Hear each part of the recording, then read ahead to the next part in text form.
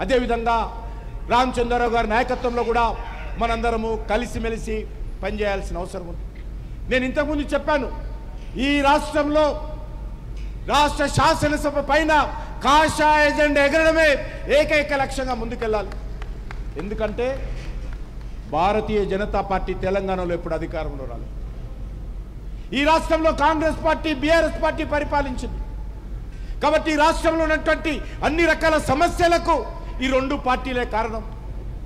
ఈ రాష్ట్రాన్ని పూర్తిగా అవినీతిమయం చేసినటువంటి పార్టీలు కాంగ్రెస్ పార్టీ, బీఆర్ఎస్ పార్టీ.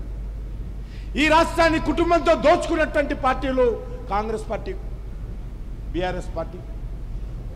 కాబట్టి మనం అందరము రానున్న రోజుల్లో ఐక్యమత్యంగా ముందుకెళ్లాల్సినటువంటి అవసరం ఉందని ఈ సందర్భంగా మనవి చేస్తున్నాను.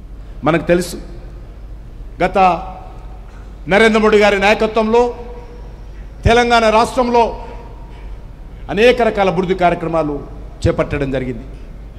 కొంతమంది సన్నాసులు అనటాలు ప్రతిరోజు భారతీయ జనతా పార్టీ తెలంగాణకి ఏం చేసిందని మాట్లాడతారు. భారతీయ జనతా పార్టీ గత 11 సంవత్సరాలుగా తెలంగాణ రాష్ట్రంలో సుమారు 12 లక్షల కోట్ల రూపాయలు తెలంగాణ అభివృద్ధి కోసం నరేంద్ర మోడీ గారి నాయకత్వంలో ఖర్చు చేయడం జరిగింది.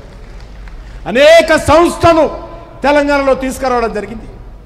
ఈరోజు గ్రామ పంచాయతీ వార్డులో శానిటేషన్ జరుగుతుందంటే, గ్రామాలలో వీధి లైట్లు వెలుగుతున్నాయంటే, గ్రామాలలో సిమెంట్ రోడ్లు వస్తున్నాయంటే, గ్రామాలలో పనిచేసేటువంటి మరి శానిటేషన్ సిబ్బందికి జీతాలు వస్తున్నాయంటే, గ్రామాలలో ఈరోజు రైతు వేదికల నిర్మాణం జరిగాయంటే, గ్రామీణ ప్రాంతాల్లో శ్మశాన వాటికల నిర్మాణం జరిగాయంటే నరేంద్ర మోడీ గారి ప్రభుత్వం ద్వారానే జరుగుతూ ఉంది.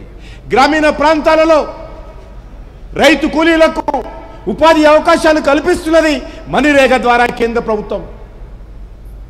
గ్రామీణ ప్రాంతాలకు రోడ్లు లేకపోతే ప్రధానమంత్రి సడక్ యోజన ద్వారా రోడ్లు వేస్తున్నది నరేంద్ర మోడీ గారి ప్రభుత్వం. ఈ రాష్ట్రంలో 33 జిల్లాలుంటే 32 జిల్లాలకు జాతీయ రహదారులుగా అనుసంధానం చేసింది నరేంద్ర మోడీ గారి ప్రభుత్వం. ఈ రాష్ట్రంలో వెల్నెస్ సెంటర్స్ కింద బస్తీ దవాఖానాలకు కేంద్ర ప్రభుత్వమే డబ్బులు ఇచ్చి ఖర్చు చేస్తా ఉంది. ఈ రాష్ట్రంలో ఉన్నటువంటి 40 రైల్వే స్టేషన్లను పూర్తిగా ఆధునికమైనటువంటి పద్ధతిలో రిప్లేస్ చేసి వేల కోట్ల రూపాయలు ఖర్చు పెడుతున్నది నరేంద్ర మోడీ గారి ప్రభుత్వం. ఇప్పటికే 3 రైల్వే స్టేషన్లు ప్రారంభించుకుంటున్నాం. వచ్చే సంవత్సరము 2026 లోపల ఈ రాష్ట్రంలో ఉన్నటువంటి 40 రైల్వే స్టేషన్లు ఆధునీకరించబోతా ఉన్నాం. ఈ రాష్ట్రంలో ఉన్నటువంటి అన్ని రైల్వే లైన్లు విద్యుదీకరణ పూర్తి చేశాం. సింగిల్ లైన్ ఉంటే డబల్, డబల్ ఉంటే ట్రిపుల్ ఉంటే 4, ఆ రకంగా రైల్వే నెట్వర్క్ డెవలప్ చేస్తా ఉన్నాం.